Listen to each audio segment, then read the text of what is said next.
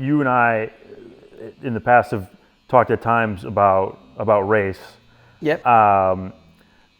Talking about going to sports games, like going to games at like Wrigley Field or United Center or at Soldier Field.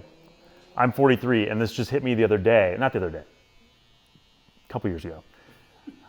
I'm a white guy. I go to the game. I take an Uber. The Uber's driven either oftentimes by a black guy or by like someone from a different country. I go to the game. The person at the front taking my ticket is a minority. The person I order my concessions from is a minority, and I sit in the seats, and all the people around me are white people. Mm-hmm. I don't necessarily have a question as much as that's an observation. Yeah. What do we do to like change that? What do we do to like mix it up more? So like. Well, this is a straight down the road thing on economics. The people you're dealing with that are minorities are trying to make money.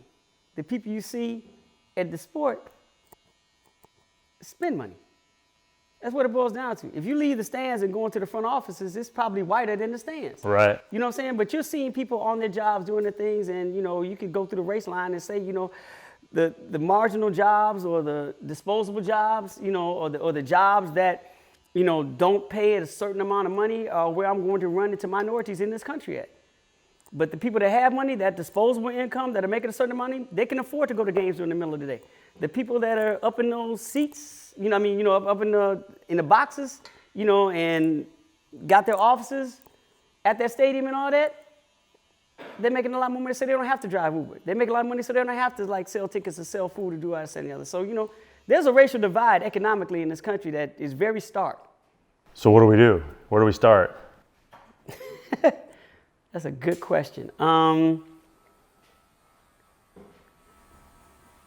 you don't know, Look, I no, don't know either. So. No.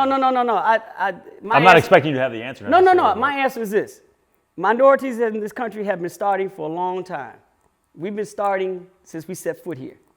So you're asking the black person, where do we start? We started a long time ago. You need to ask your people, where do y'all start? Because we started a long time ago. Oh, you all know. You all just don't want to. So. Because in wanting to do that, in wanting to really deal with equality down the line where it's really equality, like it's a shared space, it's relinquishing power. And that's the one thing white America is never going to do and never wants to do, is relinquish their power to anybody.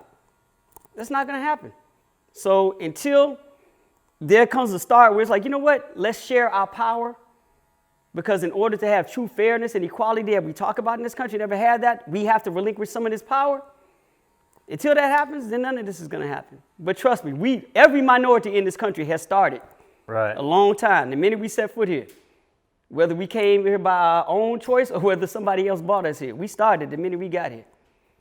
It seems like now, like most racially based conversations I'm a part of happen on social media. They don't happen in person. That's the problem with social media. Yeah, there's a lot of problems with social media.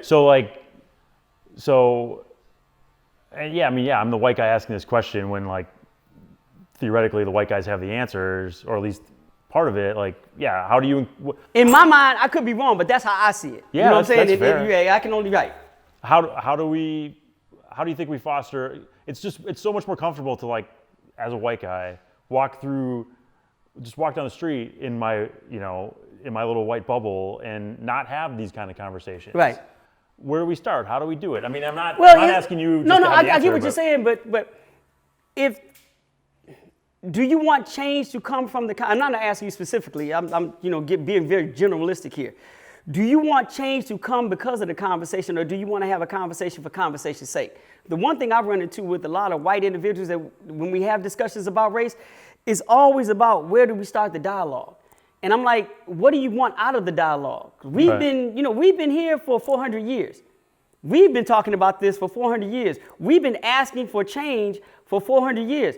Every other minority that comes over here is asking for change. So we're having these dialogues. We're talking. We started this conversation.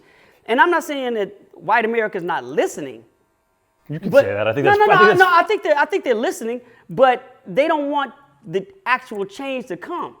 They just want the dialogue. So if you want to talk for the sake of talking, hey, we could do that. Right. But to have a conversation and want to really change, that's a whole different thing. And that's not on us because we're the ones that want change. Right.